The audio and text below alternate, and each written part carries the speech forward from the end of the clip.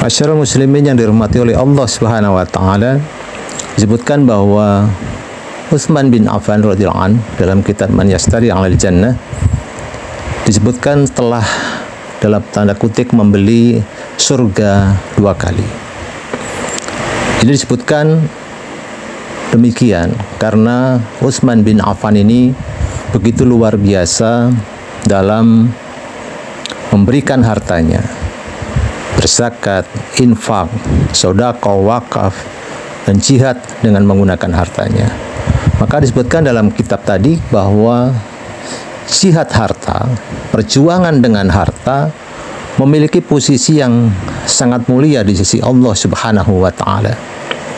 Bahkan di dalam ayat-ayat Al-Qur'an lebih banyak disebutkan bahwa jihad harta itu lebih dulu dibandingkan dengan jiwa ataupun juga dengan tenaga.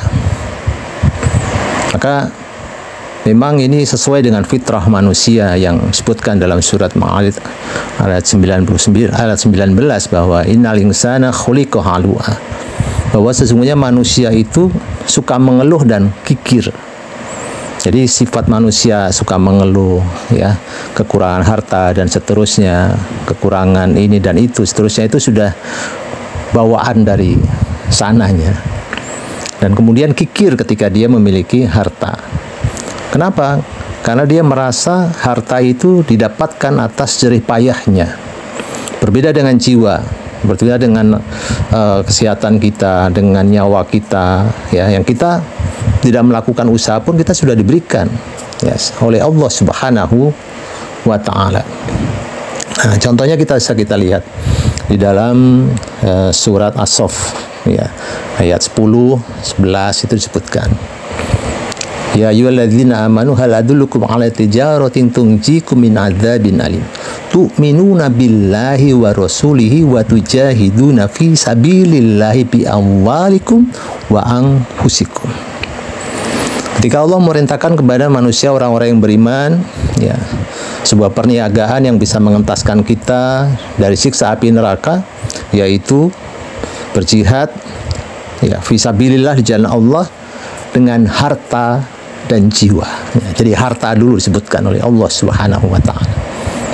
Kemudian bisa kita lihat juga di dalam surat Ali Imran 92. Lan tanul birra hatta tunfiqu mimma tuhibbun. Wa ma tunfiqu min syai'in fa innallaha bihi alim. Allah menyampaikan bahwa belumlah kita ini sampai kepada posisi sebagai orang yang benar-benar baik, bajikan yang sempurna, sebelum memberikan harta kita yang terbaik. Ya, jadi harta yang terbaik itu menjadi kunci untuk mendapatkan kebaikan. Kita tengok juga di dalam surat Al-Baqarah ayat 261. Matsalul ladzina yunfikuna amwalahum fi sabilillah. Ya. Jadi bagaimana Allah itu sudah mendahului tentang terkait dengan orang yang memberikan awalnya, hartanya, yang kemudian dilanjutkan ayat tadi mendapatkan pahala 700 kali lipat dan bisa lebih daripada itu. Nah, ketika kita berbicara ketakwaan kepada Allah Subhanahu wa taala, sekalian yang dimuliakan Allah Subhanahu wa taala, bukan hanya fokus kepada ibadah-ibadah jiwa, bukan hanya beribadah ibadah-ibadah nafsiyah. Maka ibadah-ibadah maliyah, harta ini menjadi posisi yang penting, seperti juga Allah sebutkan dalam surat Ali Imran ya 133 sampai dengan seterusnya tadi. Wasari'u ila maghfiratin min rabbikum wal jannah 'arduhas samawati wal ardu u'iddat lil muttaqin. Nah, di sini disebutkan, lanjutkan, alladzina yunfikuna fi sarra'i wadh-dharra'i wal kadhimina al-ghaidha wal 'afina 'anil nas wallahu yuhibbul muhsinin walladzina idza fa'alu fahishatan aw dhalamu anfusahum dzakarallaha fastaghfaru lidzunubihim. Ayat ini begitu jelas menjelaskan bahwa di beberapa tafsir, salah satunya tafsir Ibnu Katsir, dijelaskan bahwa orang yang bertakwa itu diawali dengan infak, ya. Infak dalam kondisi lapang maupun sempit, ya, lapang maupun sempit. Kemudian menahan amarahnya dan memaafkan orang lain. Baru setelah urusan harta, urusan dengan sama manusia, baru dilanjutkan dengan mohon ampun kepada Allah Subhanahu wa Ta'ala. Nah, ini bagaimana menunjukkan bahwa posisi ibadah harta ini sesuatu yang sangat penting yang harus kita kuatkan, bukan hanya ibadah-ibadah nafsiyah saja. Maka penting sebagai umat Islam, ya, ditunjukkan bagaimana perintah tentang zakat, ya, infak, sedekah dan seterusnya begitu banyak, karena memang menghapus sifat-sifat kepelitan tadi. Nah, kembali kepada Utsman bin Affan tadi, radhiyallahu anhu tadi, bagaimana dia bisa mendapatkan surga 2 kali? Maka yang pertama adalah ketika beliau membeli sumur Ar-Raumah. Ya. Jadi pada waktu itu Madinah dalam kondisi kekeringan. Sumur-sumur yang lainnya tutup, tinggal tersisa sumur yang dimiliki oleh orang Yahudi. Umat Islam ketika butuh air, dia harus membeli air kepada orang Yahudi tadi. Dalam kondisi sulit, nah, maka tentu sangat membebani.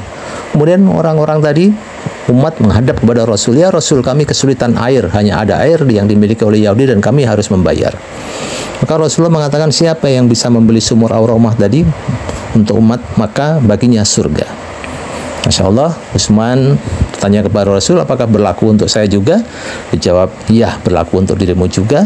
Maka Utsman bertemu dengan orang Yahudi tadi, menawar, ingin membeli. Yes.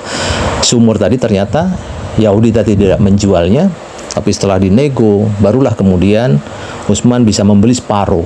Ya, jadi Yahudi tadi hanya menjual separuh. Caranya adalah berselang 1 hari untuk Utsman, satu hari lagi adalah untuk Yahudi. Ya, itulah cara membeli separuhnya, karena dari sumur nggak bisa dibelah. Nah, ketika bagian dari Utsman bin Affan, umat Islam datang mengambil air dengan bebas. Ya, kita bayangkan bahwa ini adalah kelasnya provinsi Madinah, ya, bukan kelas sumur biasa tingkat RT. Yang datang adalah satu provinsi Madinah. Tadi kebutuhan airnya sangat banyak. Kemudian ketika bagian Yahudi yang harus membayar tadi, umat Islam sudah tidak mengambil air. Karena apa? Sudah cukup mendapatkan air pada bagiannya Utsman bin Affan.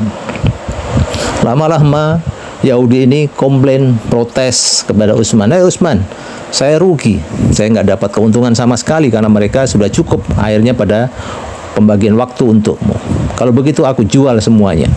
Maka Utsman bin Affan tidak menawar proses jual beli tadi, karena balasannya surga dan langsung dilunasi semuanya. Kejadian kedua adalah ketika Utsman bin Affan berinfak, bersedekah, ya, untuk kepentingan perang. Pada waktu itu perang Tabuk. Perang Tabuk itu kondisi sangat sulit sekali. Bahkan para sahabat mau berangkat berjihad itu banyak yang tidak memiliki bekal, baik makanan, kendaraan, dan lain-lain. Dalam kondisi seperti itu dan kondisinya sangat panas luar biasa karena kondisi paceklik, maka disebutkan dalam Sirah Nabawiyah, Utsman bin Affan datang pada Rasul dengan membawa uang 1000 dinar. Ya, kalau kita kurskan sekarang, lah dinar itu sekarang udah 3000, berarti sudah membawa 3 miliar. Tidak berselang lama, Utsman bin Affan membawa 700 ekor kuda perang.